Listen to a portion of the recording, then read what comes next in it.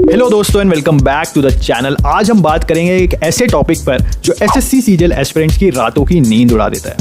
GST inspector versus income tax inspector. दोनों ही post prestigious हैं, लेकिन कौन सा आपके लिए परफेक्ट है ये जानने के लिए इस वीडियो को बीच में छोड़कर भागने की गलती मत करना।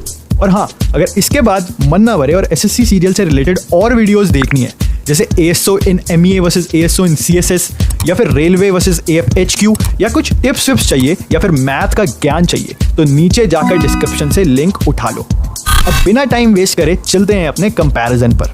तो सबसे पहले एक क्विक इंट्रो ले लेते हैं। जीएसटी इंस्पेक्टर की अगर बात करें तो ये रोल आपको central board of indirect taxes and customs के अंदर ले आता है। आपका काम होगा जीएसटी के जंजाल में टैक्स पेयर्स को फंसा, मेरा मतलब उनकी मदद करना, ताकि वो लॉ के हिसाब से टैक्स पे करें।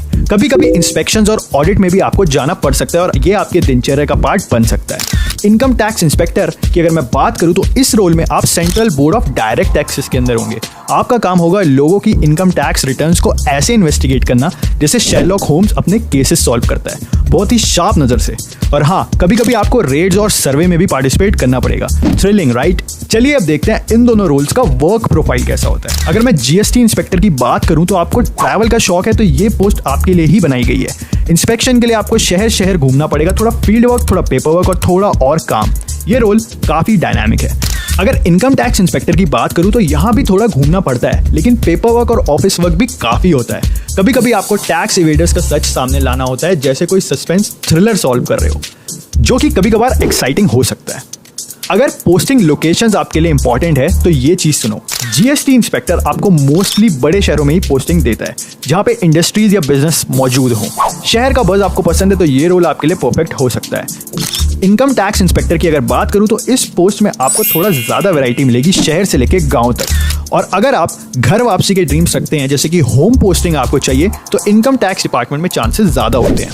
अब आते हैं सैलरी और पर्क्स पर, क्योंकि सैलरी में ही तो स्वर्ग है, राइट?